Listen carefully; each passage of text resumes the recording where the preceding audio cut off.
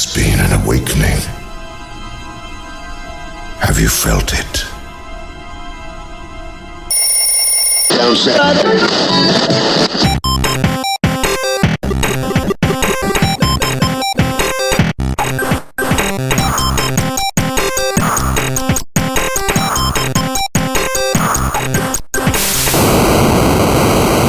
Welcome to the first LGR episode of 2016. I hope you all had a lovely festive period and have gotten over the January depression of just how much Christmas cost you. I'd like to welcome my co-hosts. Joining me in the show today, we have Kev, Lee and Andy. Say hello, guys. Hello, guys. Hi, everyone. Bye. Belated Happy New Year. Hi, everybody. So, first of all, order of business, an apology. As the title of this podcast implies, we are all lapsed gamers, and unfortunately we've all had limitations on our free time. Regrettably, quite a number of our initial team who volunteered and were very keen to be part of LGR simply haven't been able to make it onto the recordings. Plus, those of us who have appeared haven't been able to participate nearly as much as we would like to due to varying circumstances. As a result of this, LGR installments have become few and far between. At the time of recording, we still have 2 full shows backed up that still require the finishing touches before we feel happy about releasing them. Sadly, we've also decided with a heavy heart to cancel our planned playlist chat on Mass Effect.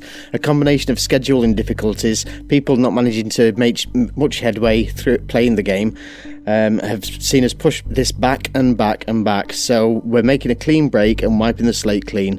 Sorry again for any inconvenience caused. If anyone in the LGR community has any opinions on Mass Effect, then that you'd like to share with us, we'd be happy to read them out in a future show. Yep, so with all this in mind, we've come to a collective decision to try and change up the format of LGR in 2016.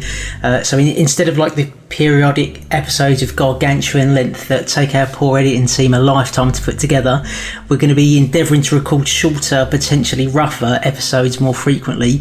It's important to say though, the door is always open for anyone to be part of these recordings and to be part of Lapsed Gamer Radio, whether you've made your interest known to us previously or you'd like to contact us in the future, so please do get involved. From this point on, our aim is to have a complete show about once a month, where either we tackle a game-related topic or subject, or we'll talk about a nominated playlist game that we'll invite our community to play beforehand as before. To supplement this, we will attempt to release a mini-sode every week or so where we'll get together, talk about what games we've been playing that week or any progress we've made with our gaming backlogs, and briefly discuss what news has happened in the world of video games. We will also try to release other content to our YouTube channel on a semi-regular basis, so you won't have to go too long without hearing our lovely voices. That is, as long as the concept of uploading game footage hasn't been trademarked by some entrepreneurial YouTuber by then. Or Nintendo. Sorry, Nintendo. I uploaded one Nintendo video and I got content ID, so I love you, but I'm not uploading any more footage. Right, with that public service announcement out of the way, on with today's show.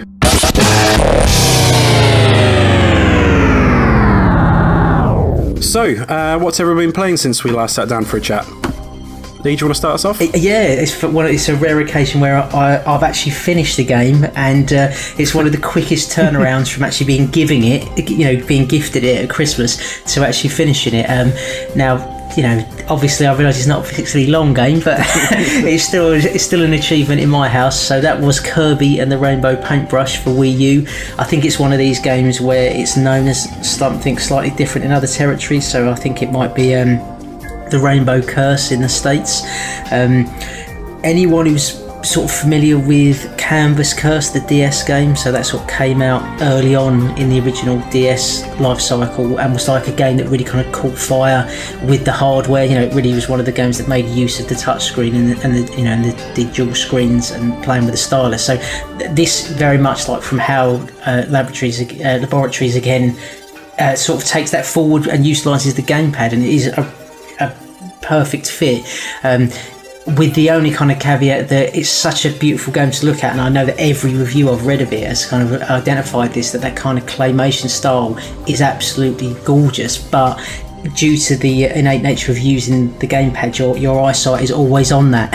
So it's almost like a game you'd want to play with someone else, so that you could actually look up at the screen, and see it all in its, the Nintendo graphics and art design in all their HD glory. But really, really enjoyed it. Just very cute, very easy. So that's always up my street. And managed to finish off the kind of story mode within about, I don't know, I still took my time through it, about 8.5 hours. So I think some criticism has been levelled at the game because of the cost, and maybe because of its length it could have been a download title rather than a full retail game. But I've certainly had my entertainment value out of it, because I can already, I've only at about a high 70s completion rate, so no doubt I'll go back through it to finish up the collectibles. And it's just been another one of those perfect kind of games to play with my family, because me and my young son have kind of started to play another file in the game, like co-op together, and it's something that he can control very easily. So I want to thank Stuart Neal for his recommendation, because he was saying that it's kind of like got a difficulty curve that's perfect for sort of like to play with a family, and is one that's really accessible in terms of the control mechanism for younger gamers, and it's certainly been a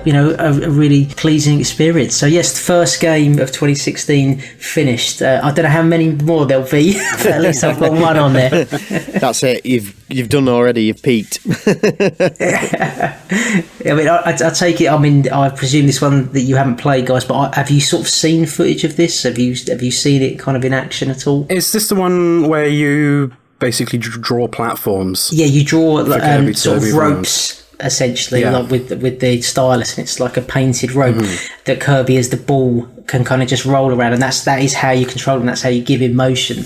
And then there isn't the standard Kirby control mechanism where you would swallow and adopt and absorb enemies' powers. You don't do any of that. It's more about collecting these sort of stars, and then you can charge up, and you can have like a special move where you hold the stylus on Kirby, and then he'll charge through enemies and obstacles. And then you've obviously got the boss fights. So it's like typical kind of almost like Nintendo 2D platforming, in the sense that you've got these different environments, these different worlds, and then after you've completed a prerequisite set number of levels, you then face off against the boss. And again, like I've read in some reviews, people criticise the game because it does recycle bosses, in the sense that you fight the same ones twice throughout the kind of 6-7 worlds, but they do change things up enough, and I didn't found it overstayed its welcome at all. So I think for me, if anything, I've been even more pleased playing it, having been aware that there's some criticism have been levelled at the game for different reasons, whereas I thought it was like a really solid family Wii U title, which has got that just absolutely almost like indescribably beautiful aesthetic. It is like one of the best looking games I've played on Wii U. Yeah, from what I saw of the gameplay, it reminds me a little bit of a game I played quite a lot on Windows Phone back when I had one of those, Max and the Magic Marker. I don't know if any of you played any of that at all. Nope. Never heard of that. Oh.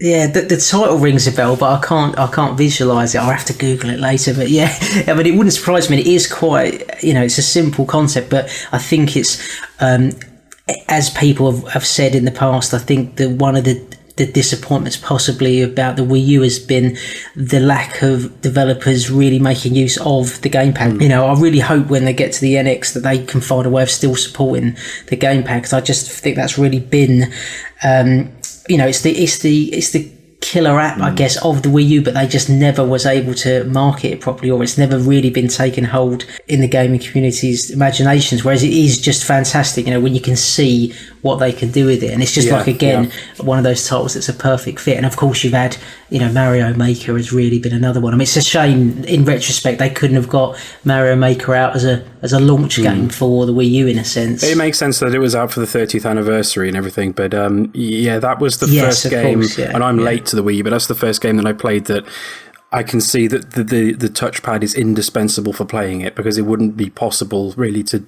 I mean, when I've played games with level creators before, like in Little Big Planet, trying to use a controller is just not right, but having a touchpad there just makes it so easy. Yeah, and I guess like the final thing I'd say is, again, for a lapsed gamer like myself who isn't, or generally gamers that don't play regularly, so they're worried about difficulty curves, or just like introducing younger gamers into the hobby, the gamepad is just perfect because, you know, children now, they're surrounded by phones and iPads and sort of touch screens, but there's still a potential barrier with like a standard controller. Whereas, you know, it's amazing how quickly they can learn to navigate and use the gamepad controls.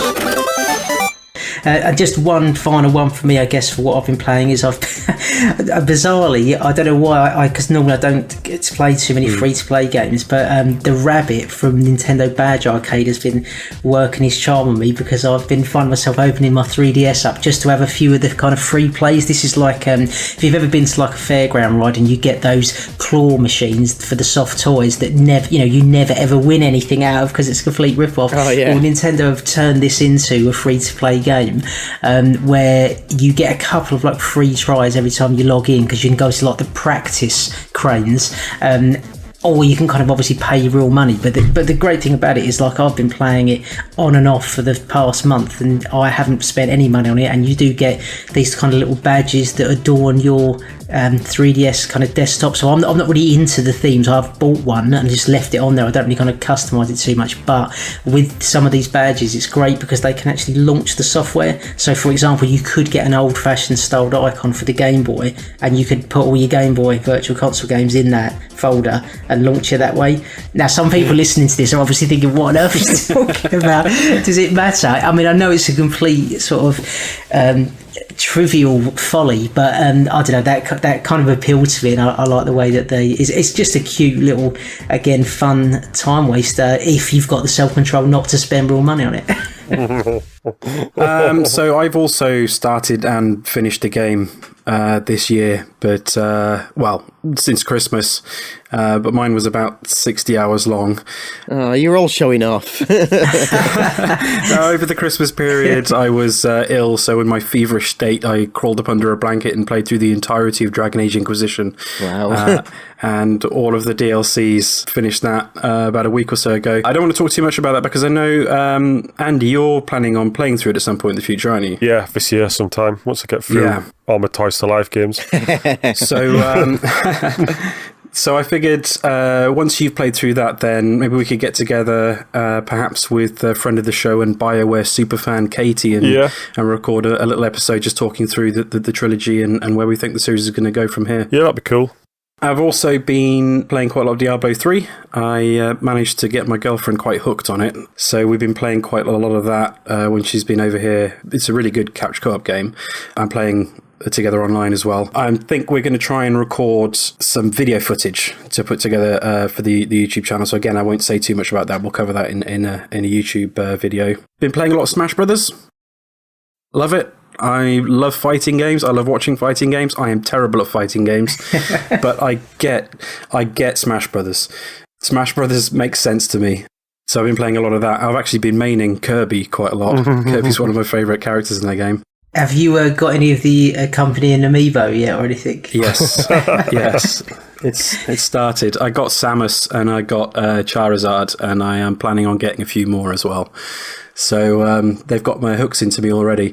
Yeah, they are lovely little figures though. I mean, I've only got a couple. I got Captain Olimar and Bowser. Mainly, to be honest, Bowser was for the Mario Party 10 kind of, you get a character specific board, and Captain Olimar just because I've fallen in love so much with Pikmin. But I was really quite impressed actually with because I haven't really got into the Toys to Life arena yet, but the standard of the figurines themselves are they are well crafted, aren't they? Yeah, they are, and you can, if you shop about, you can get them for about $10 each, and I don't know how many there are in total, but about 50 or so of them work with Mario Maker, which is pretty good. So as well as the games that they're designed for, you can use them in Mario Maker to put a particular character skin on your character and then design a level themed around that character if you want.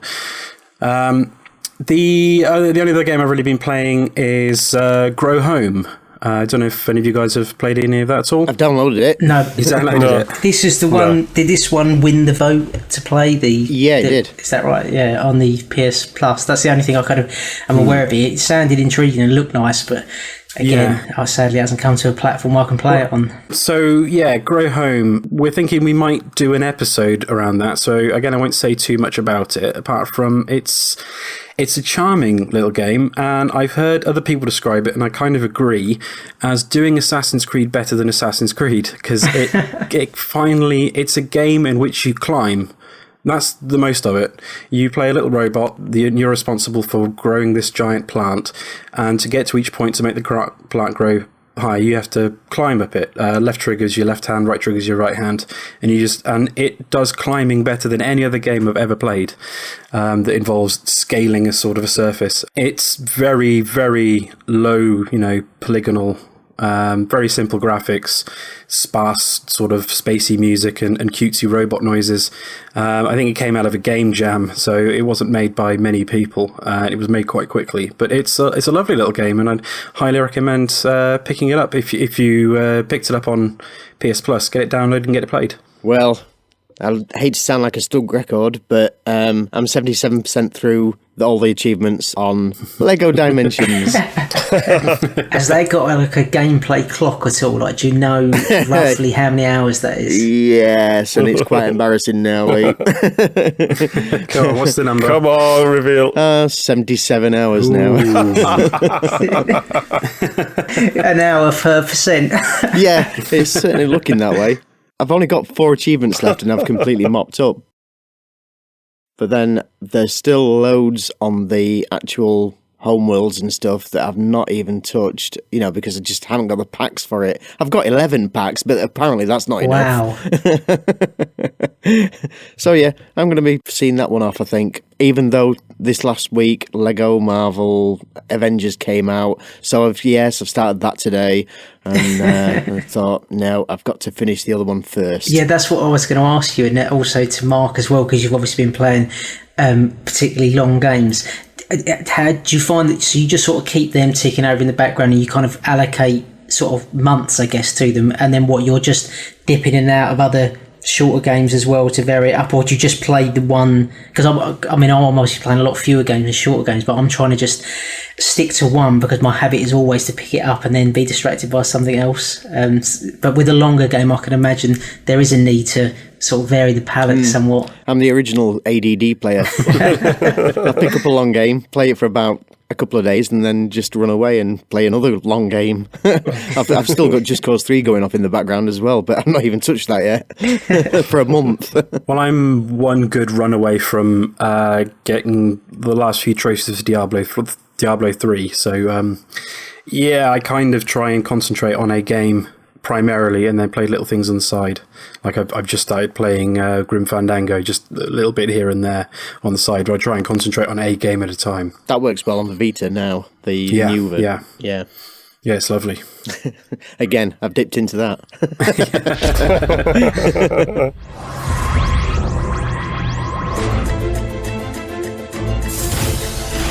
Upgrade complete.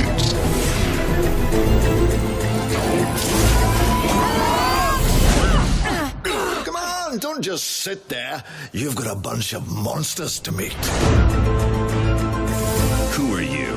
What did you do to us? Is he always like this, Wildstyle? This is the TARDIS. It travels in time. I've met you 3 before, but you haven't met me yet. Can someone explain to me what's going on? We're friends of the Doctor. The Doctor must be exterminated. Annihilate, destroy. Whoa, well, more acquaintances, really. I didn't mean friend. All of time and space. Whenever, wherever. It's your choice. Andy, what have you been playing? I decided this year, I was looking at all the big boxes of Toys to Life games, and I had 4 Skylander games, and I just hadn't touched them. So I said to myself, right, I'm just going to clear these out and play them, see what they like. If I don't like them, I'll get rid of them. And if I do like them, clear them up and then just still get rid of them.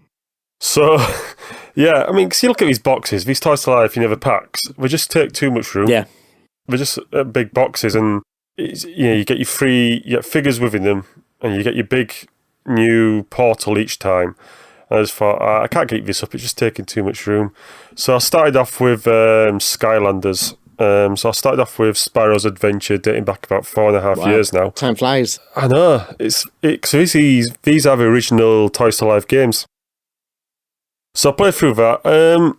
Quite basic in its gameplay.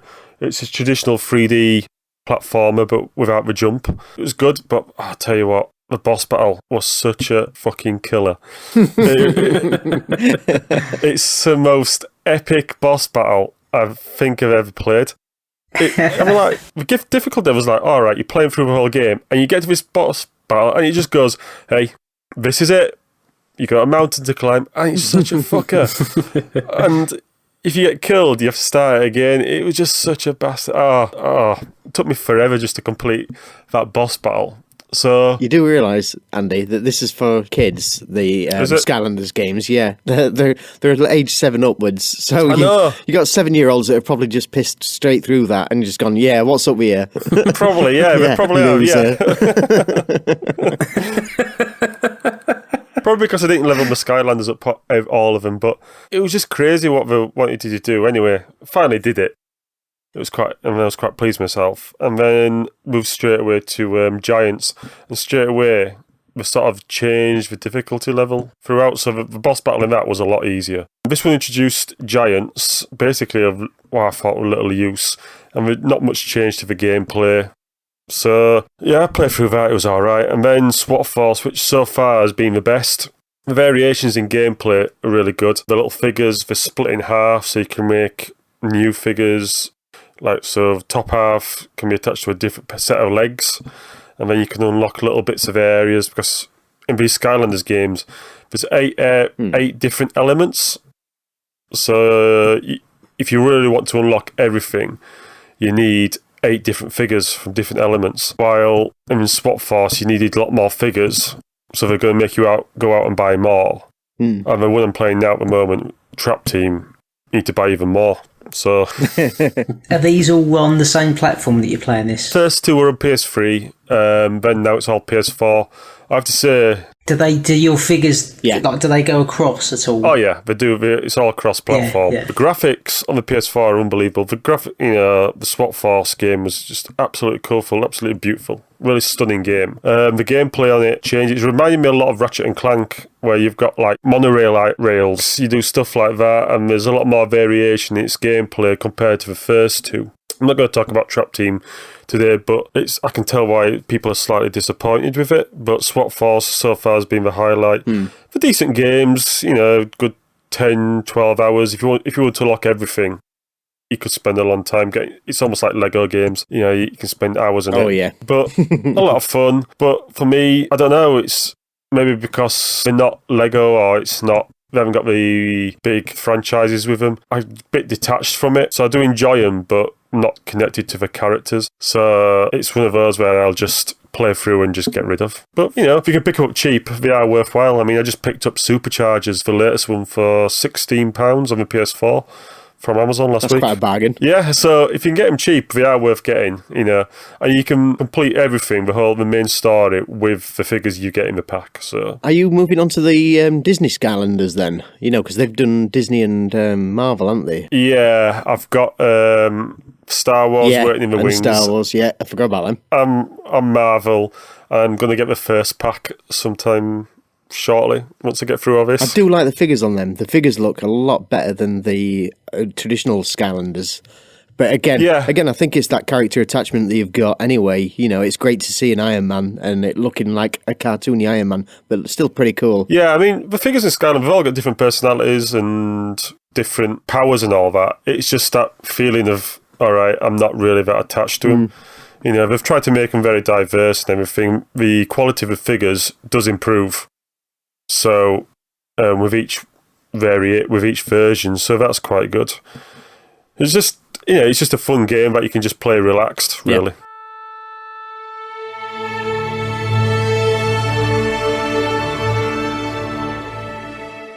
So now on to the main topic of this episode, our preview and predictions for 2016.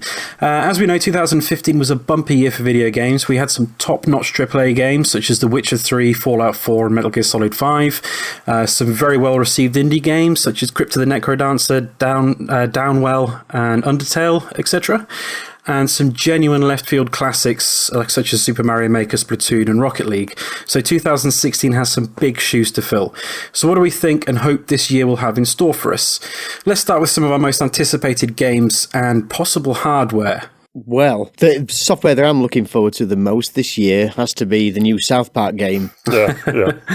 Because after the last one, the Stick of Truth, which was fantastic. Oh, by the way, it's worth getting on the American import because there's a whole section of the game that you can't play in here. Although I did quite like those little bits they stuck up that described what was happening over the top of the European Union flag. Yeah, that was quite a funny way of getting around it. But yeah, I'm looking forward to seeing what they do because apparently it's based the day after. And it's involves the Coon and the superhero stuff. So yeah, I've got to get involved in that. After the success of the last one, I thought they made a classic with that last. Let's face it, they've had so many cracks of the whip at doing a decent South Park game. It's about time they did one. I thought Stick of Truth was decent, and Mastodon and Trey Parker say they're going to be even more involved in this one than they were in the last one. Yeah, they did, and which is only a good thing. No, definitely. I'm hoping that they're going to record even more script than they did for the last one. Apparently, they've recorded days worth of it anyway. It's like one of the best boss battles, I think. It's when we know the couple having sex and you're having to dodge around. You got to dodge your dad's balls. Oh my word! Yeah, I did quite like the fight against Al Gore as well, with the Secret Service guys. Protect the sword of Vice President. Yeah. I'll just throw like a short one in that obviously when we did our new games to us that we played in 2015 lists, I mentioned The Fall, so we're hoping for episode 2 of that to come out this year. So I don't know whether the Wii U will end up getting it, but it might come to sort of Steam, you'd have thought, first this year, and then possibly on some of the other platforms after that. But yeah, looking forward to the continuation of that story, and hopefully, I think it has been confirmed that's definitely happening because of the the success of the first episode. That's the continuation of that sort of side-scrolling adventure platformer where you are the AI intelligence suit trying to hotwire your program to protect the astronauts contained within. But there was obviously a big twist at the end of the first episode that really leaves you keen to find out more about where the story might go. Cool. All right, so it's actually been left on a cliffhanger. Oh yeah, I mean deliberately so. I think they, as it tends to be the case now, I think that although episode 1, if the game hadn't done well, would have had to have been sort of like a standalone, and the end, I think the developers always hoped and intended they could continue it forward, and the way they have left it, I'm imagining it might actually change some of the gameplay dynamics. So again, it's certainly worth playing through. I think they ended up releasing it on PS4 as well, actually, towards the tail end of last year. So again, if you're not playing it on Steam or Wii U, it is on those other the e-shops, I guess, or the digital shops. I'm not sure if it's on Xbox. I'm just assuming it's gone completely cross-platform by now. Well, I'm predicting that 2016 will show a resurgence of the JRPG genre, something that used to be a lot bigger in the West than it is now. Now it's kind of a niche genre, I guess. But this year the stars are aligning and we're getting 3, possibly 4 big hitters. Final Fantasy 15 is due out this year, possibly. I wouldn't be surprised if it gets delayed again. The new Kingdom Hearts is going to be out this year again, could possibly get delayed. And Persona 5 is due out this year as well. And there's the distinct possibility, but probably not, of Ni no Kuni 2 coming out this year. But even if that doesn't, if we get Final Fantasy 15, Persona 5 and Kingdom Hearts 3, those are 3 big JRPG genres that are coming out, and it could signal a bit more of a resurgence in interest in that genre. Yeah, I mean, I think the sort of 3DS, they always seem to be well represented with JRPGs, and I'm sure they've got loads coming out, haven't they? I mean, there's sequels coming out, isn't there, to Fire Emblem? Like they're bringing out like multiple sequels to the Awakening game, and then you've got some of the other games coming out now that were released in other territories. There was one, I think, by Level 5 that's kind of like Pokemon. I mean, it's not one that I've played, but I know people have been anticipating that, and also there's a sequel to that, Bravely Default, as well. So I mean, to be honest, probably Fire Emblem would be the only one that I'd be tempted to try, and it'd probably be the older games in the series before any of the new ones. But yeah, no, I think that Nintendo certainly always, would be keen to call Japanese, developers for. Yeah, well, JRPGs have always had, in recent years, have had a good home on 3DS because of the sheer number of them in Japan, and the fact that the home console sales have kind of dwindled a bit in Japan recently. And I think that might have contributed to the fact that there aren't as many on the PS4 as there were on an Xbox One as there were on previous consoles. But this year, with these 3 big titles coming to your home console, I think it might make it a bit of a comeback. Hopefully. It's a genre I do like. Yeah, if you look on the PS4 store, the PlayStation store, bizarrely, I was scanning through for any bargains like you do, and I kind of tapped into a really rich vein of them. There seems to be stacks on the actual PlayStation store at the minute. So I think they are actually gearing themselves up, ready for all this resurgence. By the looks of it. Because the PSP used to have loads, didn't it? Yeah, it did. I think the Final Fantasy Tactics ones were a big one. The Vita as well, and the Vita seems to have loads. I mean, I think they've got that Danganronpa. Everyone raves about that, and that's. Yeah, Danganronpa, yeah, I want to try that. That's like an evolution of the sort of Ace Attorney style of gameplay. So I must get to that. Maybe this will be the year. There is. It's free actually, isn't it? It's free, and there's one coming out on PS4. Is it PS4 and Vita? There's a new coming out this year. Anyway. Wow, they've got them out quickly. And Persona 4 Golden is one of the standout titles on the Vita, in my opinion. Many people's favourite game on the platform. Yeah, it's one of my favourite JRPGs ever. Definitely in my top 5 for sure. And so, Persona 5 is the big one for me because there hasn't been an actual full Persona title on home console since PlayStation 2. So, got high hopes for that. I'll jump in with Turtles, the new Turtles game that got officially leaked last week. Is this like Frogger? Yeah, it is. It's just called Turtles. Yeah, you have to play 4 of them and avoid cars and sewers. So, yeah. Get to the beach. That's it. I get to the pizza more like. That'd be perfect. Yeah, it's just this new Turtles game. Once again, it's by Platinum, who did Transformers. The art style, once again, looks excellent. What seems to be different with this one, I think, is it multiplayer option on it? So if you have 4-player multiplayer. Oh, that'd be cool. Is it local? Or is I don't know. I haven't looked too closely. I just had... Be interesting to see. Yeah. I think it's online. I think online was mentioned and all that in multiplayer, so I'm not too sure if it's local as well, but that would be very good. So that's one I'm going to keep my eye on. I won't be buying it straight away. After the price crash of Transformers, I'm a bit annoyed. Isn't that always the way with Platinum games, though? Yeah. They come out full price, and then literally weeks later, they've just crashed in price. Yeah. So, one of those I will pick up, but not straight away.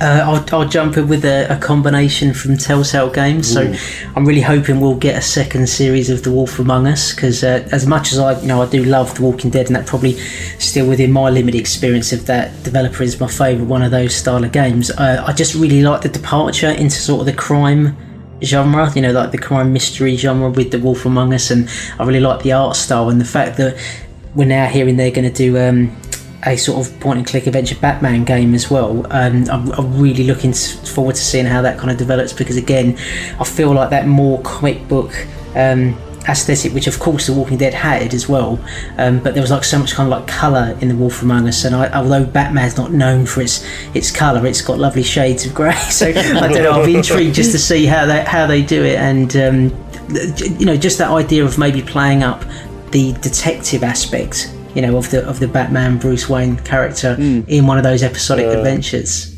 I hope they actually do it with maybe a bit of Batman's sidelines and maybe take control of a police force, because it was an excellent comic series. Oh, right, yeah, okay, like you could move to different characters possibly. Yeah, okay. Gotham Central was absolutely amazing series. And so Batman was always in the shadows, but he wasn't the main focus. So if you do something like that, that would be really interesting. With the Game of Thrones one, did you play more than one protagonist? Because I haven't played that, but I know Mark played it. Did. Yeah, so there is precedent for that. Then that they could do something like that. Yeah, it's difficult because I'm imagining because it's Batman, they're gonna want to make it. They're going to do like a heavy sell of it being that you control Batman. But you're right, at least for like part of an episode or something, it would be really interesting to maybe even like have the same event replayed, but you play it from different characters' point of views. Yeah. Or maybe you can do like you can play through the game as different characters. You can complete it one way, and then because obviously they make the whole kind of decision mechanic. It could be that you could play through it and not just make different decisions. You could actually be one of the other characters, or maybe that's too ambitious. But I think that's a good idea you've got there, Andy. Anyway, for one of these sorts of games. I've just realised I've never seen a Batman game where you're actually playing as Bruce Wayne. There's a segment in the second Arkham game for about 5 minutes. And basically just walk around. So that's it. Great. That's why I can't remember it then. Yeah. I did finish it. Yeah, I'd be very interested to see what TellTale could do with Batman. There's a lot of rich stories there for them to plug into and a plethora of incredible characters. Just hope they don't mess it up, because some of their series have had a little bit. I think reactions to the second season of Walking Dead were a bit mixed, as far as I remember, and a lot of people seem to not like. I played it. Yeah, me neither. A lot of people did not like Game of Thrones, which I really enjoyed. And a lot of people liked Tales from the Borderland, which I played most of the first episode of and just didn't get on with at all. So, I don't know. Yeah.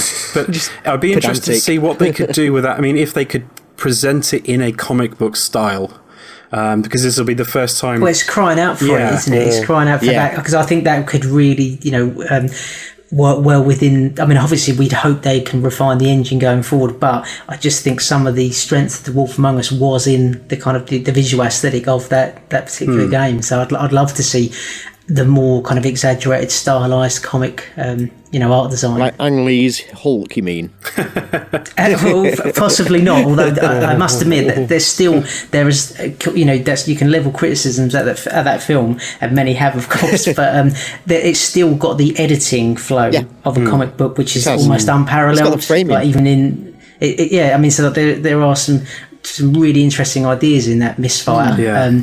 But it's got a great edited flow, like you're saying, especially the way they transition from shot to shot and multiple panels within a frame. Yeah, so if you really want to get risky with it, why not go Batman 66? Oh, that'd be awesome. Yeah, I'm sure Adam West would be up for that. Definitely.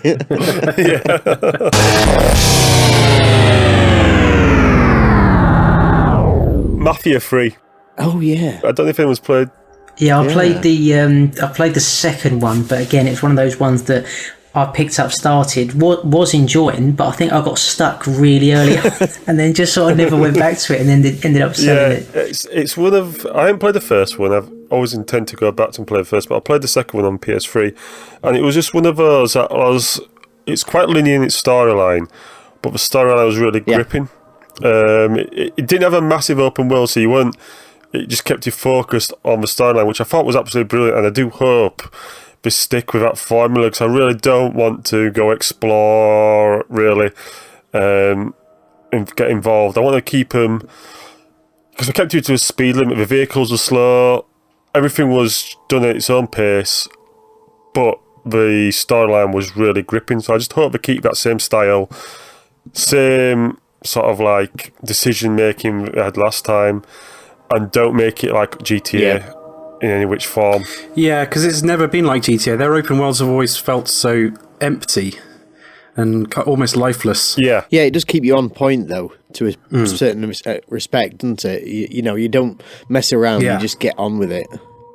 It's a bit like Godfather 2 in that respect, same kind of thing. It just points you towards your there's no side missions in between the main missions, but it would probably be better if there was some cinematic taking you from one mission to the next, rather than just having to drive under the speed limit from point A to point B. For 25 miles. But they always handled storytelling very well. Even the first one, I thought the storytelling in that was great. Yeah, like I said, I didn't play the first one, but the second one I loved, and the extras around it. So I'm hoping. Is it the second one that has the glorious piece of the storytelling where you go into jail in winter and then you come out in the 60s and it's summer? Yeah, it's got both of those games, both Mafia 1 and Mafia 2, borrowed quite heavily from Goodfellas, in that they both tell a story over quite a long period of time. Yeah, I remember that transition looking beautiful, just glorious. And it does. It seemed to lift it a load off your shoulders as well. It didn't seem as harsh and depressing. And then you realised you were still going to get this shit shot out of you anyway. That is one of the few things I will say that was good about the open world aspect, was the fact that when it changed from time period to time period, the world around you changed as well. The vehicles on the road were different. Things looked different. The fashion the people was wearing was different. The music was different. And I hope they keep the pawn cards as well. Yeah, that was one of the more pleasurable collectibles. I've made a note to myself that really the games that I'm most looking forward to, the ones I already own, that are going to be new for me to discover in 2016. But I'm really hoping that some of the sort of games I've heard other people discuss might make their way to platforms where I can play them. So I've only heard good things about Ollie and the Blind Forest, but at the moment isn't that Steam and Xbox only? Is that right? That's going to remain that. It's published by Microsoft Studios, so right. So it will never come to. No, unfortunately. Oh, that's a shame. I was really hoping to get a chance to play that, and also I've been holding off playing Never Alone because I'm sure someone said that was going to come to PS Vita with extra DLC and potentially even be a PS Plus title. I mean, I know it's a cheapskate. I should really just pick it up because it looks great, and I know it's on PS3 and Wii U actually. So, and Kev, you played through that, didn't you, last year? I was surprised that didn't feature in your games played for the year actually. Yeah, it only just narrowly squeaked it. It was only pushed out by. Everybody's gone to the Rapture or something. I can't remember. Something about a Rapture. You were raptured at the time. Yeah, I mean, it looks like the sort of game I wouldn't mind playing on the Vita, to be honest. I think it looked nice on that screen. Yeah, there is another episode of it on PlayStation Store, so I don't know how recent that is, whether that's something I've just never noticed before, but it's probably worth dipping into. Yeah, no, I think it might have been that when that was released, then people were maybe asking questions on the, it's the PlayStation EU blog, I think, in their comments section, the comment section where everyone just decries the free games they get given. And we're not allowed to call them free, ever, otherwise you get shot on there. But anyway, I think someone on there did ask the developer, and I think at the time the developer was saying that they were intending for it to get a Vita release, but who knows. But anyway, if it comes, I'll certainly be looking forward to playing it. And then really, again, like I say, the great thing about not really knowing a lot about what's going on in the gaming industry is that it's all just full of surprises. So there'll be so many games that I've never even heard of and didn't even know were coming that will launch and could capture my imagination. But just another one I heard recently announced was there's going to be a sequel to this little downloadable game by the same developer actually that done KIRBY, so HAL Laboratories, and it's Box Boy 2. I think it's called Another Box or something, but if you've seen the first Box Boy, it's got a really, really simple art style. It's almost, although it's black and white, it's really reminiscent of the traditional greens of the Game Boy. It looks like a Game Boy game, and it's this inventive 2D platformer where you control the Box Boy and you can kind of grow boxes out of each of your four sides and navigate obstacles. And I've only kind of played it intermittently last year, but I really thought it was inventive and incredibly good value for the fact it was about £4. And the length of the game is sort of 15-20 hours long apparently, and it's obviously been such a hit for them that they're going to release a sequel in colour, I think, on the 3DS. So yeah, that's another kind of little handheld game that I look forward to trying. I always look forward to these games. When they say it's going to be about 15 to 20 hours to finish, I just think, that equates to about 4 months. That's perfect value for me then. I'm going to shoot disappointingly, it's been cancelled on the Vita, never alone. Wow. So you've just looked that up, have you? Oh, okay. Yeah, no, it's on Wii U. I'm going to get it on the Wii U this year. I'll make that as one of my little resolutions. Finish the game that you're playing and try Never Alone. It is worth investing in, Lee. Definitely. Yeah. Okay. I'll jump in one quickly then. My most anticipated game of 2016 is No Man's Sky, which we are finally getting.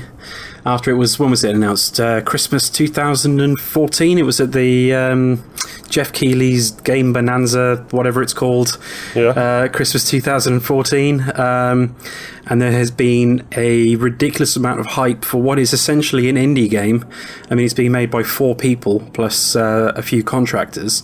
That is going to be the game that I think I'm going to sink a lot of time into, despite the fact that I think quite cleverly, even though it has had a lot of hype, they've not really told us a huge amount about what it is and what you can do in it.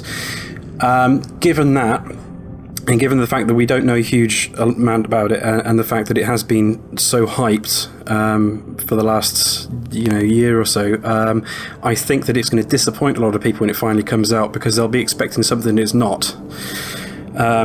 But I think it could be a game for me that unfortunately Minecraft never was for me. The sort of game where I can sit and just explore and mine and just enjoy exploration, but on a much grander scale than Minecraft could ever possibly accomplish.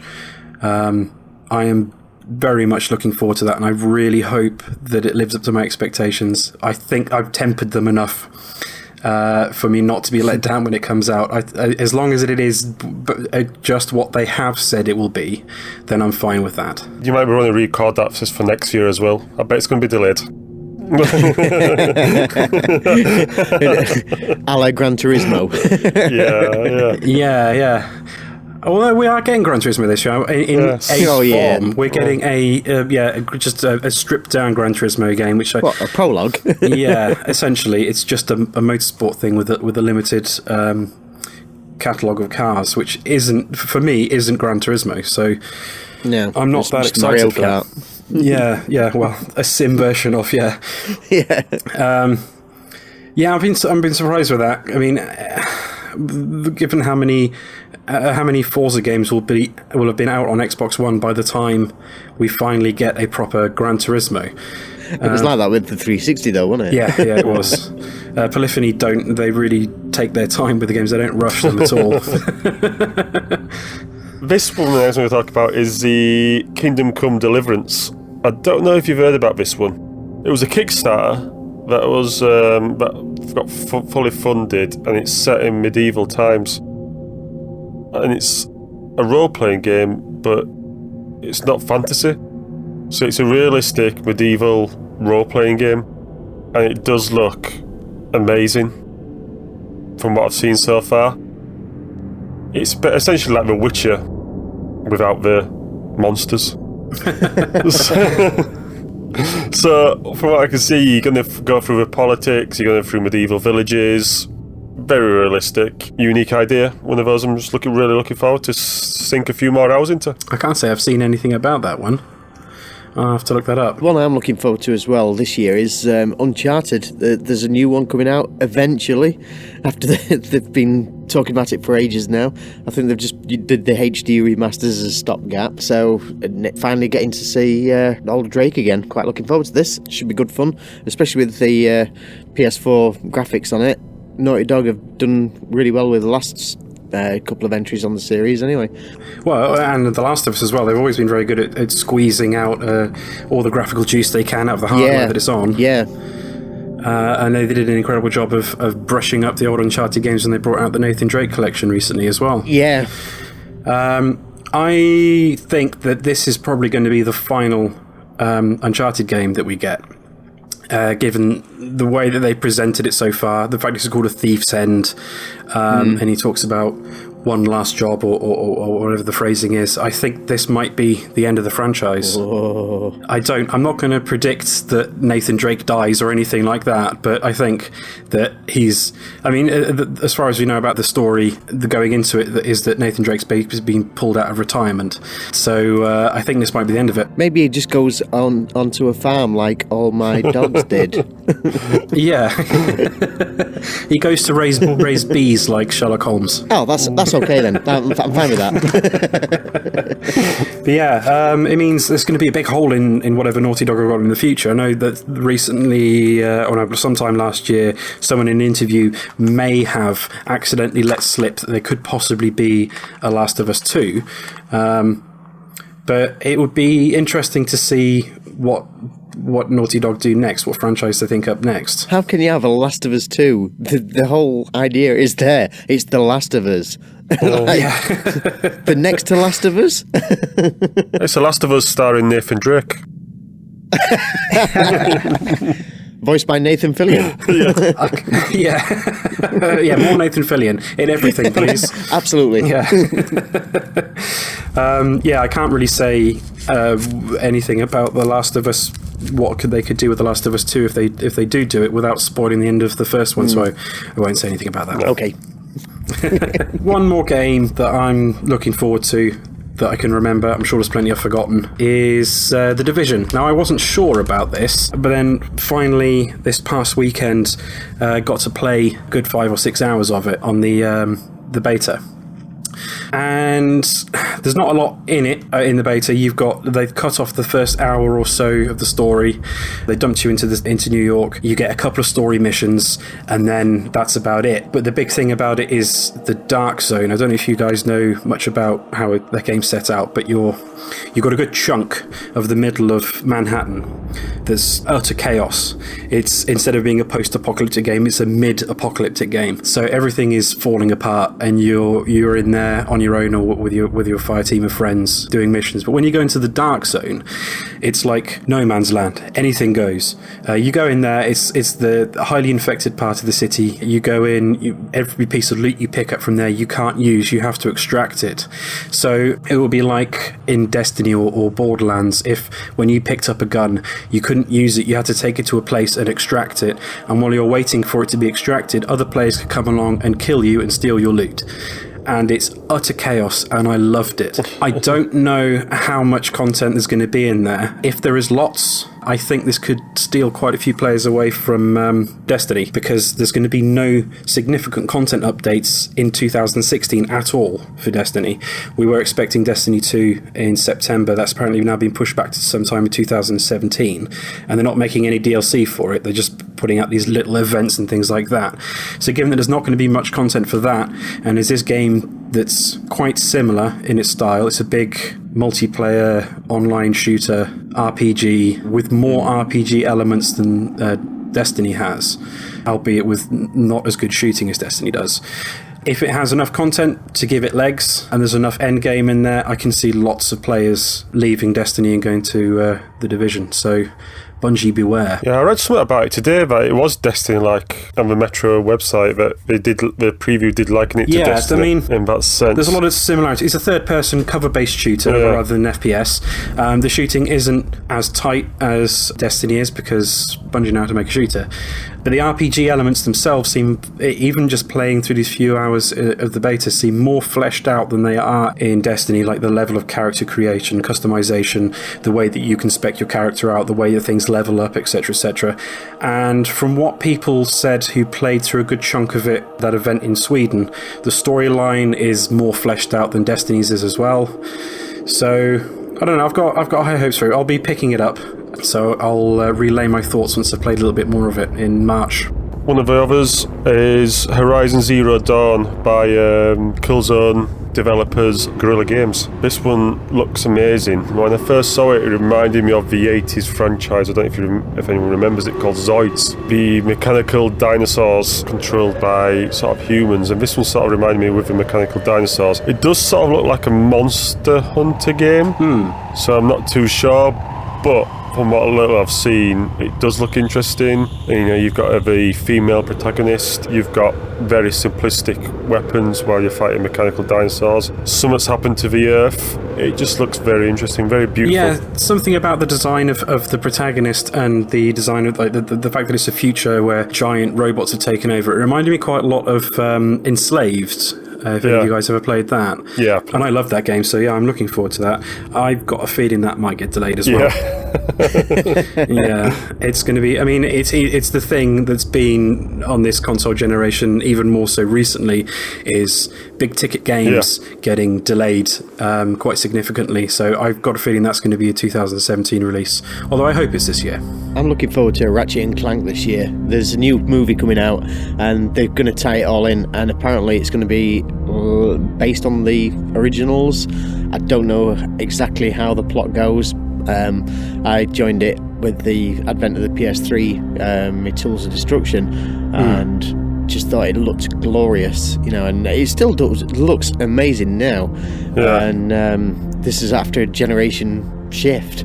So I'm looking forward. That's a franchise I definitely want to jump in at some point. You know, there's so many, isn't it, that you keep intending to play and you've never kind of experienced. But you're right, I saw the announcement of the movie, and I think just like that, the character designs in that world would actually lend itself very well to, you know, obviously an animated film, because some of the cutscenes in the games themselves have got that kind of cinematic quality, and the platforming, from what I've seen, it's sort of similarly styled to like the 3D Mario games in a way. So yeah, no, I'd be really keen to try them out. Did the originals get re-released on Vita? I think they did. Vita and PS3. Vita and PS3 as well. They did some HD updates, I'm not sure whether they did them on Vita. I do know that they did them for PlayStation. PS3, yeah, he was. Yeah. No, I mean, I might either go back to that, or it could be an opportunity to jump into the franchise with this new one that you're highlighting for us. Well, I mean, there doesn't seem to be any sort of through line, you know, so I don't see why you can't just jump into any episode. Oh, right, cool, yeah, any instalment.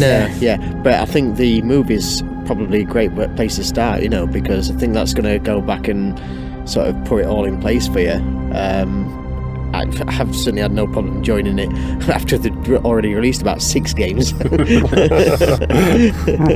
Certainly, you certainly find your feet straight away. So that's going to be a good fun one, I think, this year. Yeah.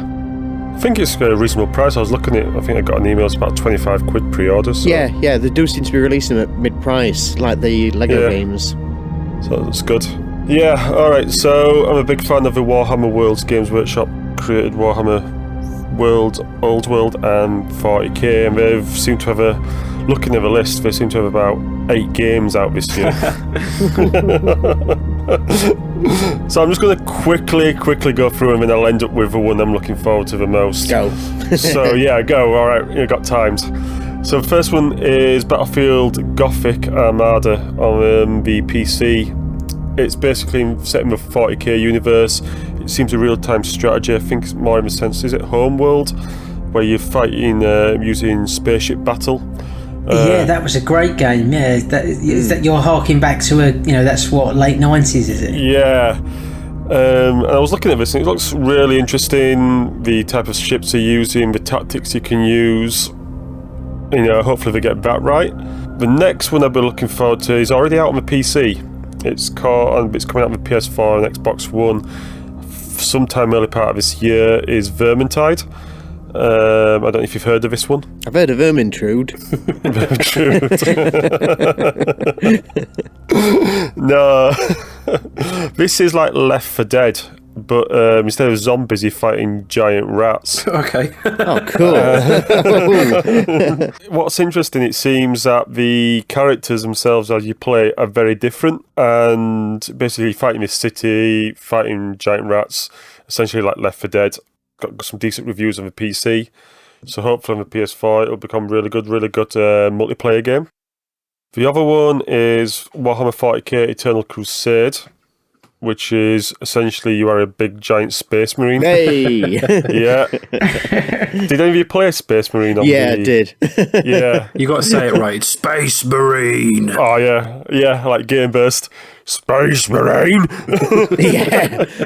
I haven't eaten enough cigars.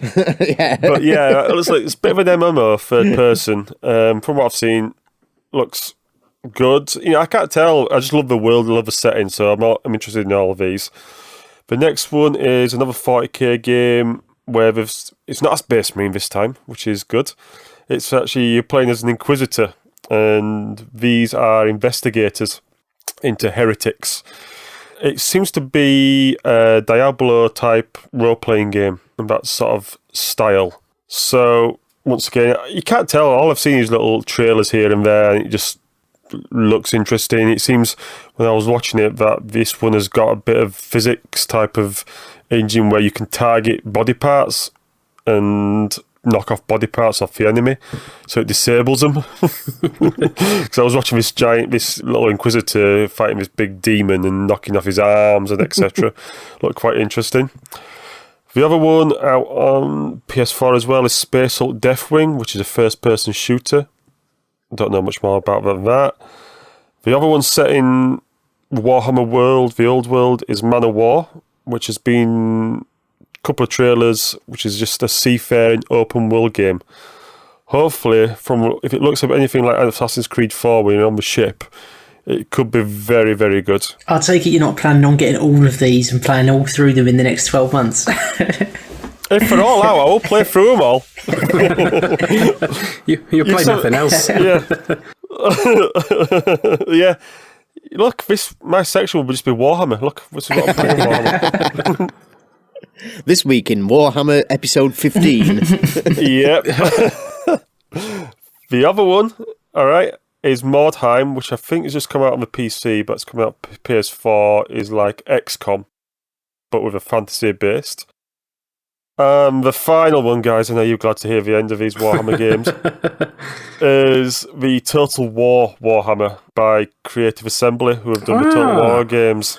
Okay. And that is set in the old world, orcs, goblins, dwarves, empire. They're making use of fantasy creatures, and it looks really, really good. I've seen some gameplay videos, and it's one of those I know I hate pre-ordering, but they've got a special edition that looks amazing. You get a drinking horn. Oh, brilliant. I'll buy it. Yeah. So I'm going to spend £100 on that. That pre-order special edition. But yeah, if anyone, the Total War games, this just looks basically taking Total War, put into a fantasy world, changing the tactics around a bit, and then off you go. It looks amazing. So yeah, Warhammer, the 2016 year of a Warhammer. There's only one other thing that I'm looking forward to as a kind of a wish list game, and that's Red Dead Redemption. Every now and again you get something of a hint, of a trickle of information, and you think, is it going to be this year? Hollywood really ought to start learning some lessons from games, because games can keep themselves really tight-lipped about everything. Like you said with your Warhammer stuff, you've got hints, but you haven't got the whole plot. You've not seen the whole film by the time you go to see the film. So I don't know. Hopefully they're going to have a Red Dead this year. Yeah, there's been rumours about that, or possibly another Bully game. Yeah, that was good. That'd be amazing as well. Either of those, I'd be happy with either of those, to be honest. Yep. Yeah. Although, to be honest, I'd be quite happy with some single-player DLC for GTA 5 if we're ever going to get any. Ooh. Oh, do you know something? No, it's just Mark getting his handbag. No, I've got a friend who works for Rockstar, and I've been pressuring him for information for a long time, but he won't tell me anything. They're pretty good at keeping the lips shut. I'll give him that, yeah. Yes, yeah. It's probably more than his job's worth to let any information slip. So it's probably a sweet job as well, so give him that. Yes, it probably is, yeah. Maybe we might see Agent. You never know. Another table tennis game. Oh, that'd be amazing. Yes. Oh my God, that table tennis game was great. So good. It was so good. It's just not right. I know, but could you imagine if that's what their big announcement was? Like if Rockstar said, "We've got a big announcement, E3 2016, and it's Rockstar Table Tennis 2." I mean, we'd love it, but the internet would lose its mind. I know. It'd crash. You killed the internet. Yeah. Yeah, Facebook's down for 6 days due to Rockstar's announcement. Yeah. There's pickets outside their offices and everything. What we should do, it would be good, we flash up, Red Dead, flash up Bully, all these graphic, screenshots of all these games, and then it just goes, table tennis. Yes. He drops the mic and walks off. There's one guy at the back of the room going, "Yeah! Get in! Go on!"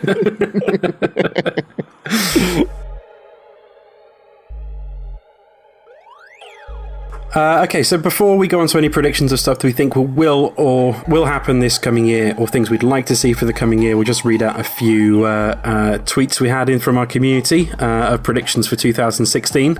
Stuart Cullen at Fury AC3 says he got some hands-on time EGX for the Division. And he said the hype train was in full motion now. It's going to be special, he thinks.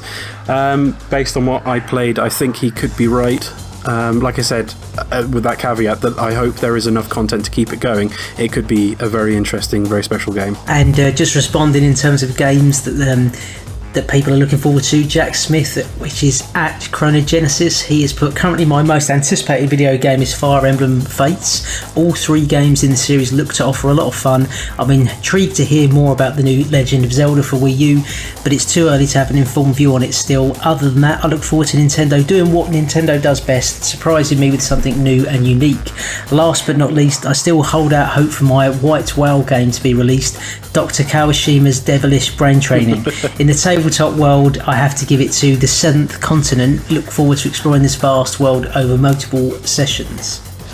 Yeah, that Fire Emblem model's quite odd, because they're releasing the main game and then 2 or 3 supplementary episodes following that. I think I think it's like they'll give you possibly like the first mission of either side, because as far as I'm aware, like there's 2 definite distinctions, isn't there? Like, so it's like the same narrative, but you're possibly playing through it from the competing factions, and I think they're gonna allow you to, because Nintendo obviously have stepped up in the era of the Wii U their kind of use of coverage of demos and how kind of quite long the demos are they're giving. So I think you'll be able to play potentially the first mission of each for making your purchase, unless they've done a 360 turn on that, or 180 turn, sorry, because I thought that's what they originally were saying. But no, anything that's in that engine that they use for Fire Emblem Awakening just looks absolutely incredible. So I'm partly tempted just because of that, but I'm again aware they're very sort of hardcore and incredibly long. So I think I may go back to one of the earlier entries before. I mean, I've got Fire Emblem Awakening on the shelf behind me, but I think I feel like more tempted possibly to go back and dip into like the Game Boy Advance ones. But it is that graphical engine that is really hard to resist, because it's an amazing feat that they've been able to do that on the 3DS. Yeah, I've been watching my girlfriend play quite a bit of Fire Emblem Awakening on her 3DS, and it is a stunning looking game. I don't understand what's going on the screen at all, but it looks lovely. Saintly Stuart Neal, he says that he's finally starting to play the Mass Effect trilogy. He's heard good things about it. Well, that's probably tying into our Mass Effect thing anyway. Sadly, it needs to be a New Year's resolution for all of us to hang our heads in shame.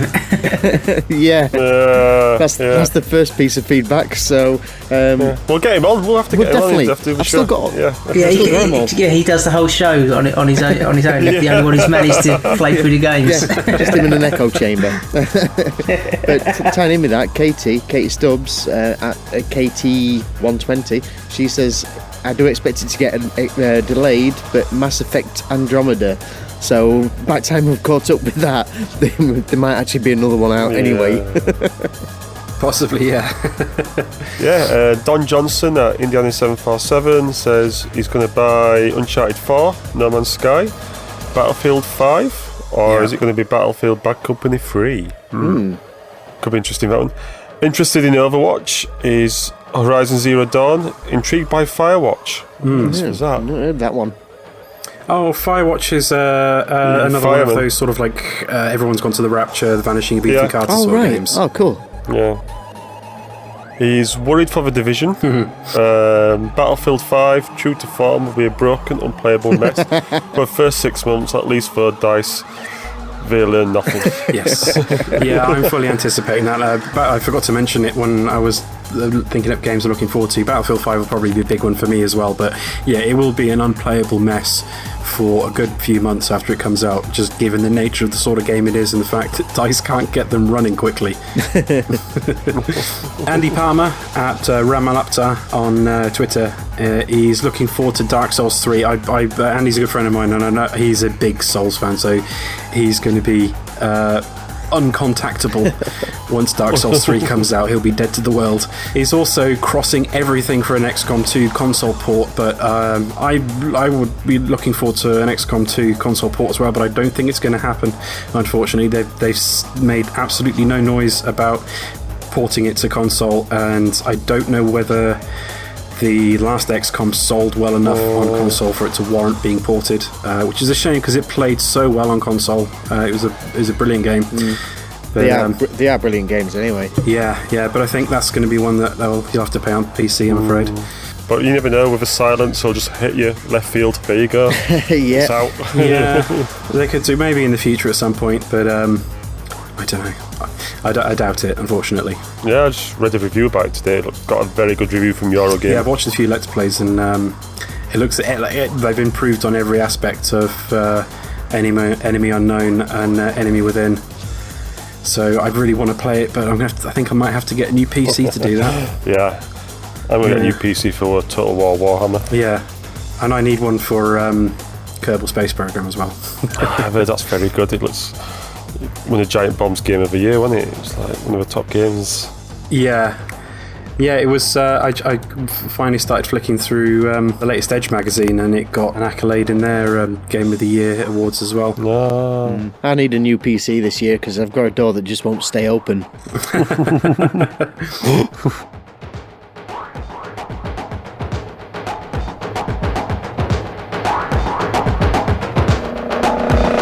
So thanks to everyone who got in contact with us on Twitter, and we'll just finish up briefly with any predictions for things we think are going to happen, or gaming trends, things we'd like to see for the coming year. I reckon this year there's going to be a FIFA 17. Oh, I don't know about that's a bold claim. Although my wishes for this year would be that there isn't a FIFA 17. But then we'd be stuck with Pro Evo. What's wrong with Pro Evo? There's nothing wrong with Pro Last Evo. Pro Evo came out broken. They had to patch in multiplayer several months later. That seems to be the normal modus operandi these days anyway. I mean, although... That used to be all I used to play, those games, FIFA and Pro Evo, but I've just fallen off the horse now and I just don't play them at all, for a number of years. I'm still a big football fan, but I haven't bought FIFA or Pro Evo for a good number of years. But, I mean, is Pro Evo now the only real video game franchise that Konami have? I'm pretty sure it's all they've got. Probably. There isn't a pachinko machine. Well, there's probably going to... They're going to probably do, aren't they re-releasing Mega Man or something, like a collection? No, or is control of that gone now? They've probably sold that. Yeah. Oh, sorry, yeah, of course, yeah. I think Konami have sold everything that they had. Everybody else is Konami's still got, I mean, they've still got Metal Gear, they've still got Silent Hill, they've still got all those other franchises, but they're just pachinko machines now. Yeah, but there's not going to be another Metal Gear, let's face it. No, there'll be plenty of Metal Gear pachinko machines and Silent Hill pachinko machines, but I think the only actual video game franchise that's probably still going is Pro Evo. But yeah, I'm going to predict that VR is going to really struggle this year. This is the year when it all comes out. There was the announcement recently for how much Oculus Rift is going to cost, and it is prohibitively expensive for the vast majority of people. There's the HTC Vive, which is billed as being a premium version of the VR headset, so that's probably going to cost even more than the Oculus Rift because it comes with more kit. The PlayStation VR Morpheus, whatever the hell it's going to be called when it finally comes out, it's probably going to be a little bit cheaper, but it's still going to be probably the lion's share of what you pay for a console. And at the moment there's not a huge amount of software out there that makes me think, yes, I need to get a VR headset.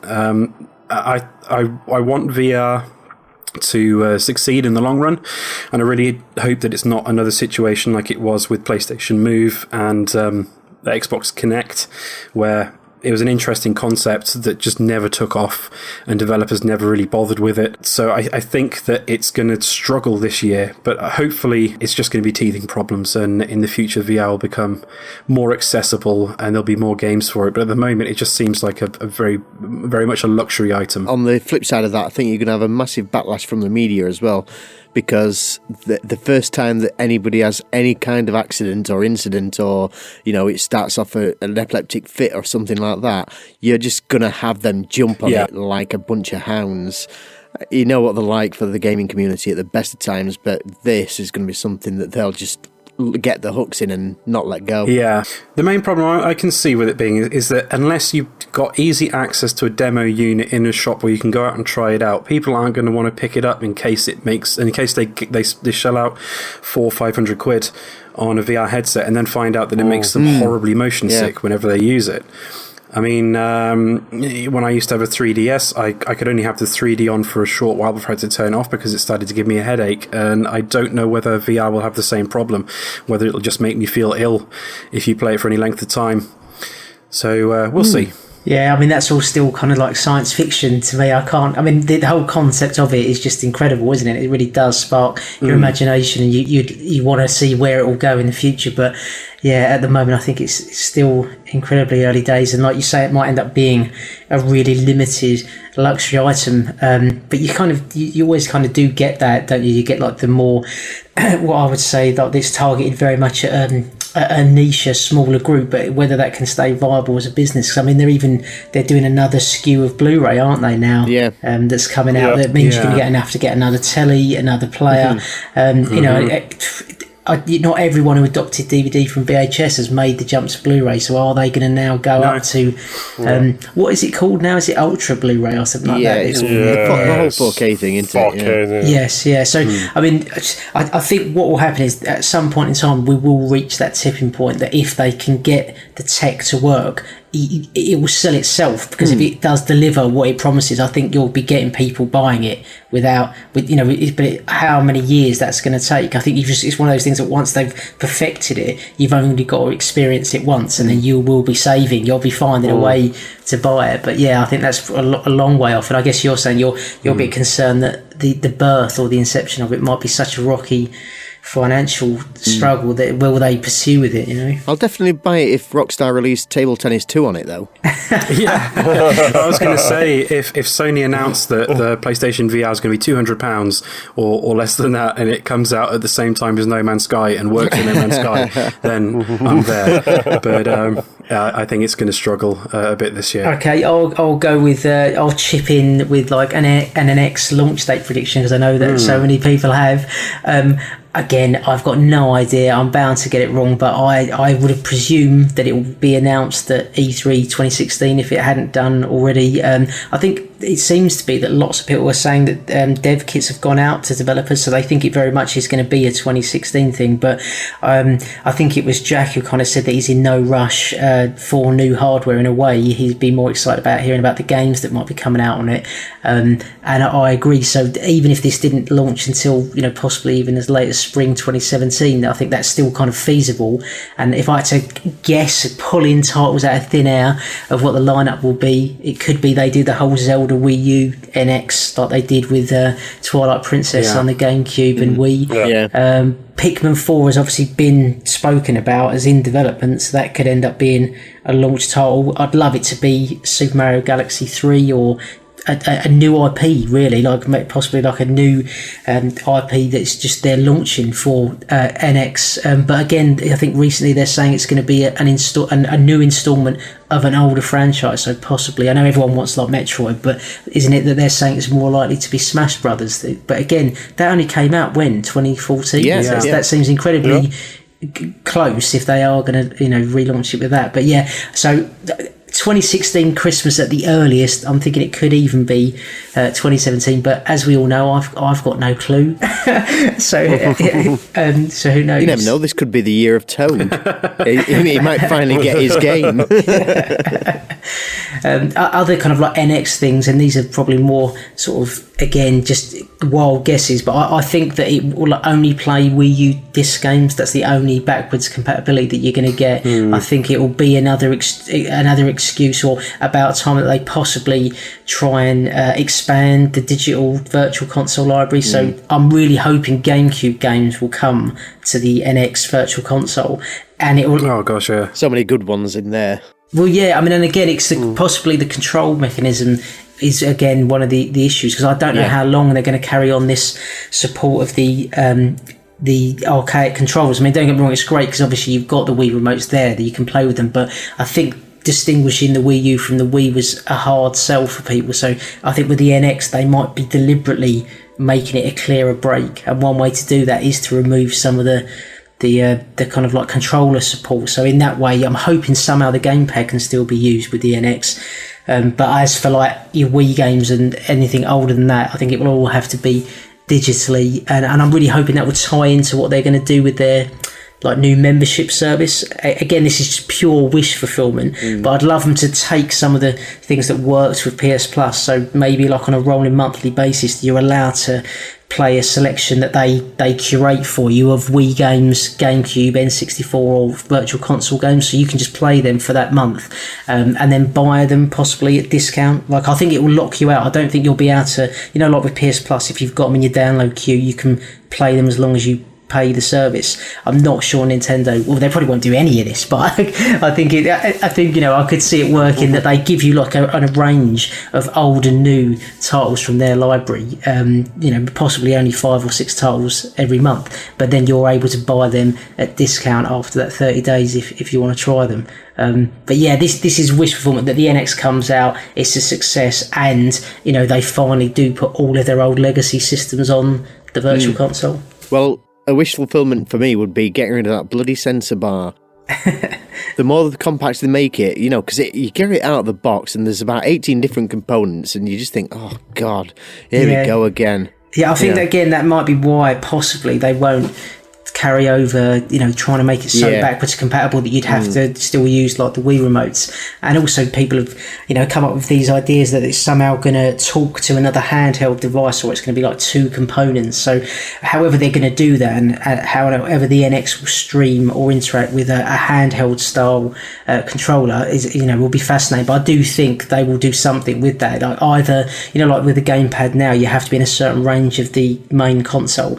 I think they will be looking at a way that they can make it free roaming, so that you can play it anywhere throughout your home, and even some method of having it where you can play games outside of the home, like somehow the handheld and the console talk to each other by a cross-play or cross-save, and you can just it's all much more unified. I mean, that obviously I'd hope for that. Whether they're going to be able to reach that with the NX, because Nintendo are incredibly slow when it comes to a lot of things like that. But yeah, there's just some of my wishes, really, rather than predictions. As long as it doesn't talk to your Samsung telly that talks to every bugger else, you'll be fine. Is there services still tied to the machine rather than your account, all the games and all that? Yeah, I think sadly the way it's been done is that, so if you bought any games on the Wii Virtual Console, for example, you had to pay like a couple of quid to re-download them onto the Wii U. And again, like the 3DS is in a one account system. But I think they've unified the actual 2 eShops. They've unified your account over both your handheld and your main console, so they're making inroads into that, and I think you're right. That is an issue. So could it be again that on X you're going to have to, I don't know, re-download the same title for like the 3rd or 4th time? Yeah. That's what they're hoping for, Lee. Well, yeah, but it's difficult. You'd like to think at some point, they could just allow you to port that over. I mean, but the thing is, I've heard this argument, particularly people are saying they won't go into buying games off the eShop of Nintendo because they are tied into the console, but you're locked out of all your PS3 content anyway, aren't you? On the PS4, for example, you can't play the PS3 digital titles. I don't think Nintendo are the only one that are guilty of that kind of, poor design, really, I guess. Yeah, I've still got 2 PS3s anyway, so that doesn't really matter to me. Okay, any other kind of wishes or predictions that you guys have got, hardware or software related? I just wanted to add one thing to the NX conversation, is I'd like to see when the console comes out that it is comparable in power to PS4 and Xbox One, because I'd like to see a genuine third contender in the console space like Nintendo used to be. If they can bring out a console which is powerful enough to support those third party titles, so they can bring back third party support, which has been very much lacking from the Wii U, then more competition in that market's always a good thing. Yeah, I don't know if they see themselves as like a third wheel in the Microsoft Sony playground anymore. I don't think that if the NX has got to rely on third party support to succeed, I don't think it will. I think Nintendo have still got to go the route of people buy the machine because they want to play the first party games. They need support, don't get me wrong, and hopefully they can bring in a lot of Japanese support, and get some of what we're saying, the JRPGs on there. But I don't think that it's going to succeed if it's having to rely on the likes of like EA and Activision. I don't mean it would be like it would survive on it, because I think that the Nintendo can survive simply on the attraction of their first party titles, because on the whole they are so good. But it would be nice to be able to see my Nintendo console as not just a luxury console that I only use for Nintendo first party titles. If it could be a genuine alternative to PS4 and Xbox One for those third party titles as well, then I mean that's only good for Nintendo, because I think the sales for the Wii U has hit them quite hard. They took quite a downturn after the Wii, and I know the Wii wasn't really the sort of game that had huge third party support anyway, but that was just such a it didn't need it. It didn't need it because it obviously captured the mass appeal like nothing else had before. But I mean, before then, like the GameCube and before, those were huge home consoles that had massive third-party support. So I don't know. Yeah, but people would argue that they haven't, that they didn't particularly do well either. Yeah, I don't know. I mean, I think diversifying what it offers. So, like the Nintendo first-party games are an immediate difference, obviously, to Sony and Microsoft. And I think if there's any way that Nintendo are able to try and battle with Sony to court the indie developers, and that somehow they can diversify their gaming roster. I don't think just having the same game released on 3 different consoles will end up making people gravitate towards Nintendo. I think the people who buy the console are the ones that are Nintendo fans. I think you're still going to get other people will just say, right, well, I've got my PS4.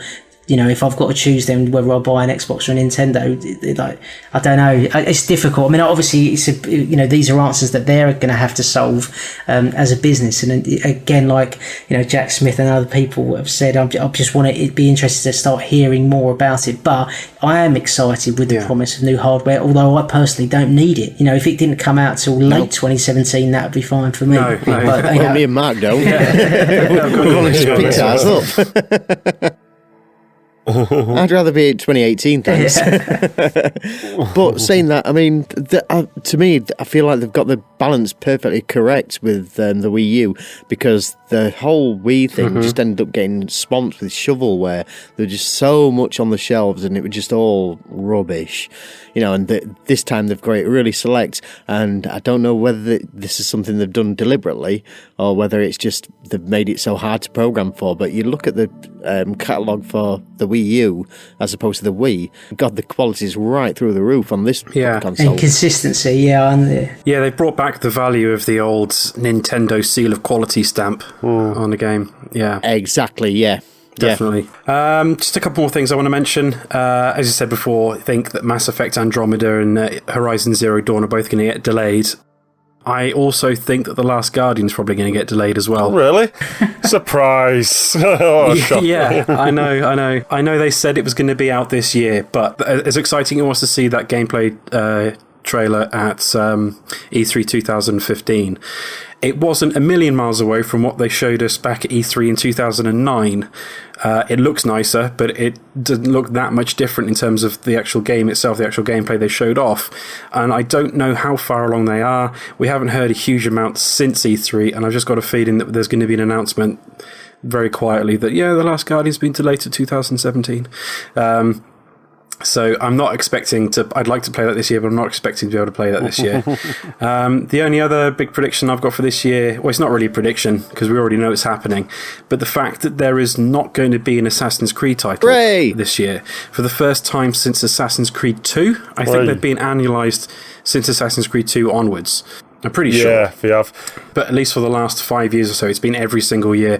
I bought to tears with the franchise, to be honest. The last one I played was Black Flag, which was 2013. Ever since then, I've had no interest at all in the series, and they need to take a year off, reinvigorate the series, come up with something new to do with it, because it's just become so stale. It's the same issue that I had with Call of Duty. I fell off Call of Duty in the Modern Warfare years, and I haven't really gone back to it since. And I'd like to see them do the same thing with that, but I can't imagine that Activision ever would, because they love money. Yeah, Assassin's Creed, taking a year off, come back in 2017 or even 2018 with something completely fresh, completely new with the franchise. And when you bring out a game every single year, there's no space to really build anticipation for it. And I know this series sells well, but people don't really think of it as in the same way. I mean, when the first Assassin's Creed came out, or even when Assassin's Creed 2 came out, there wasn't anything else out there that was quite like it. And now other games have come along and taken that formula, and in a lot of cases have done it better than Assassin's Creed has. So taking a year off, I think, is the best thing that could possibly happen to that franchise. Yeah, I mean, they're still going to have the brand out there, because they've obviously got the Michael Fassbender starring movie adaptation coming out, haven't they? Yeah. With the Assassin's Creed stuff as well, you know, it's probably best that they do take a year off just to let history catch up, because they've run out of history now, haven't they? I mean, the last one was like London 100 years ago. Yeah. Well, we're going back further. Well, the rumours are they're going further back, aren't they? Yeah, they're going back to Egypt for the next one, apparently. And there's still a bunch of periods from ancient history. I'd like to see them do ancient Rome, feudal Japan, but that's mainly because I've wanted a new Tenchu stealth assassin for years, and we're never going to get one. So Assassin's Creed needs to do feudal Japan. Wild West. Yeah, there's so much they could do with that franchise that they're just not doing, because they don't have enough time to really experiment with the formula, because they've got to crank a new game out every 12 months. And in some cases 2 games in a year. So I mean, they're still making these little ones that I've seen popping up on the PlayStation Store. Assassin's Creed, I can't remember what the franchise is called. They're like the 2D side-scrolling ones. There was one set in China, one set in India that I've got no interest in playing. So it's not like the franchises people are going to forget it's there, but just wait a year. Come back in 2017 with something really special, and I think the public will appreciate it. I reckon that's what's happened to Call of Duty as well. They've done the same thing. They've run out of World War II stuff, you know, and they've ended up just plunging through everything with the Modern Warfare. And I reckon next one is going to have hoverboards and jetpacks and spaceships. Yeah, I've lost all interest in the Call of Duty franchise, really. Yeah. Less game patches. Please. What's been interesting is like playing Skylanders and Transformers. Transformers, I think, had maybe one patch. And Skylanders games have had one patch, and that's all it's had. I mean, I was SWAT Force, that's 2 years old. It was a small patch, and it hasn't had an update since. But that tightly programmed games and well-programmed games, that there was no need for any of these large patches continuously. I understand, you know, like things like The Witcher 3, if you've got an expansion pack, you want to improve things, fair enough, but these day one patches where you have to download like gigabytes of data just to get it worse. So that ties into broken games, less broken games. Yeah. Assassin's Creed, back to that again. Assassin's Creed. Floating eyes. Batman, Arkham Knight, that was broken awful. on the PC. Yeah, it's still broken on PC as far as I'm aware. So I'm aware of my role as like the Nintendo fanboy, but I mean, obviously their track record with software in that department is exemplary, less so with hardware. Yeah, absolutely. As far as downloads for the Mario Kart, for instance, which has been out, 2 years now? All you've got is extra packs. There's not actually any downloadable patches, nothing. Yes. It's just there, it works, just leave it. Same with Splatoon, every now and then there'll be an update and that's just a new map. Absolutely. Or some new weapons or something like that, but they don't need to fix it because it's already working. I'd like to see less... Well, it started to come in a little bit in the last couple of years, and I'd like to see it end immediately, is paying for burnable cards or an equivalent like that. So in a full-priced game, microtransactions for things that actually affect the gameplay, rather than it being cosmetic stuff. Like, this started to come, and I had a long discussion with a friend with this recently about Halo 5, in that you could pay for these little burnable cards that would give you some sort of advantage over the other players in the game. Now, you get them normally by playing, but the fact that they're there and that people can pay for them, and so people can pay for an advantage, I'd like that to end immediately in 2016, please. The thing is, you're already paying through the nose for these games in the first place, and half the time they're broken, so, at least give us something. I think there's like a sense of calmness amongst gaming public, instead of all this backlash and hate sometimes. Oh, yeah, Gamergate. Yeah. Yes. Yeah, can we have less controversies, please? Yes, please. That'd be nice. Probably better... Let's all get along. Yes. And better journalism. I'm a bit sick and tired of reading some of the websites, what you read, and I stopped looking at them. It's just too much click and bait and a lot of pointless articles. And maybe let's look at something sometimes what the movie industry does, which is maybe... like Empire magazine and stuff, which is a bit better in terms of their journalistic attitudes. A large section of it you can just be avoided because it is purely marketing, and you want to be unsport. Well, personally speaking, I want to be unsport for a lot of the kind of entertainment I consume. So I kind of just generally blank it out, almost all of it, to be honest. If you've got any predictions for what 2016 has to offer us, or specific hotly anticipated titles, then do let us know. You can contact us on our LGR Twitter feed @LapsedGamer, or leave a comment on the LGR Facebook page, or you can send us an email, lapsedgamerradio@gmail.com, and we'll mention the best ones in our next episode. In fact, send us an email with any comments, suggestions, or questions you may have had, and we'll do our best to feature them on future episodes. You can find us on iTunes, obviously. Please make sure you're a subscriber as well. Like we said, we're going to make it more regular as of this year. You can always find us on Podbean as well. That's lapsedgamerradio@podbean.com. Yeah, and I believe that should work, like to just stream the episodes if you're not an iTunes user. But again, if you have any issues, if you just get in contact with us and we'll try and sort that out. I'll hand it over to the tech department. That's Andy. Oh, thanks. Promoted. Hey! Andy is tech support. We're in trouble, guys. So thanks for your patience, understanding and support, and thanks very much for listening. We do apologise again for the lack of content towards the end of 2015, but it's a new year, fresh start. We're going to keep the content as regular as possible. We're going to get more podcasts out. We're going to have more content on the YouTube channel as well, so stay tuned for that, and thanks for listening. Yep, goodbye everyone, and we're always keen to hear what games you're playing and any recommendations of titles you think we should check out. Yeah, cheers. Thanks a lot. Bye. Cheers. Bye.